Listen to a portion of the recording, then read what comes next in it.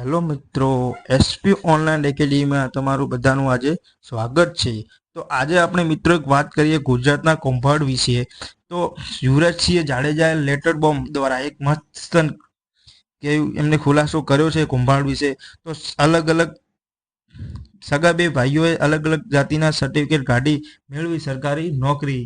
તો મિત્રો તમને પણ એક મનમાં સવાલ થતો છે, પ્રશ્ન થતો છે કે બે ભાઈઓ સેમ જાતિના હોવા છતાં અલગ અલગ જાતિના સર્ટિફિકેટ કેવી રીતના કાઢ્યા। તો મિત્રો વાત કરીએ, ફરી એકવાર ચર્ચા શરૂ થઈ છે। વિદ્યાર્થી નેતા યુવરાજસિંહ જાડેજાએ એક નવો મામલો ગંભીર આક્ષેપો કરતા રાજ્યની ભરતી અને દસ્તાવેજ ચકાસણી પ્રણાલી સામે સવાલો ઊભા કર્યા છે।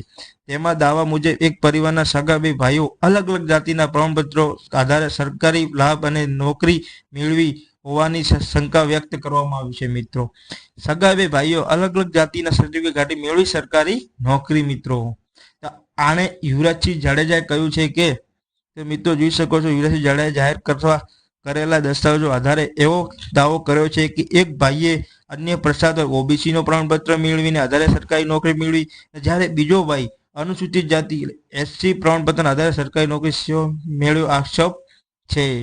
તો ગુજરાત હાઈકોર્ટમાં સરકારી નોકરી ઉપર સવાલ ઉભો થયો છે। મિત્રો, હવે તો આ સમગ્ર મામલામાં સૌથી મોટો સવાલ એ ઉભો થાય છે, એક જ પરિવારના બે સગા ભાઈઓ જાતિ સરકારી રેકોર્ડમાં અલગ અલગ રેકોર્ડ કેવી રીતે નોંધાઈ શકે।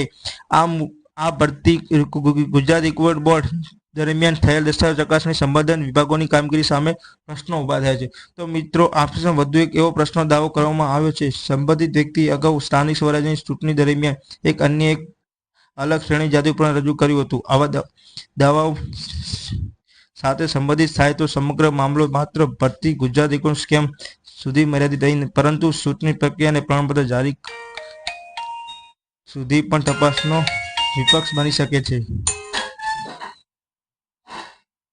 હાલ યુવરાજસિંહ જાડેજા સમગ્ર પ્રકારનો સ્વતંત્રતા અને નિષ્પક્ષ તપાસ કરવાની માંગ કરી છે। સાથે જ કોઈ ગેરરીતિ અથવા ખોટા દસ્તાવેજો ઉપયોગ થાય તો જવાબદારી સામે કડક કાર્યવાહી કરવામાં આવશે। આ આક્ષેપો લઈને સત્તા તપાસ માટે સંબંધિત વિષય તરફથી કોઈ અંતિમ નિવેદન જાહેર થયું નહીં। મિત્રો, તો રાજ્યભરમાં સરકારી ગુજરાત હાઈકોર્ટ સ્કેમ પ્રક્રિયા યાદીક્ષણ દસ્તાવેજો ચકાસણીની શરૂઆત કરી છે।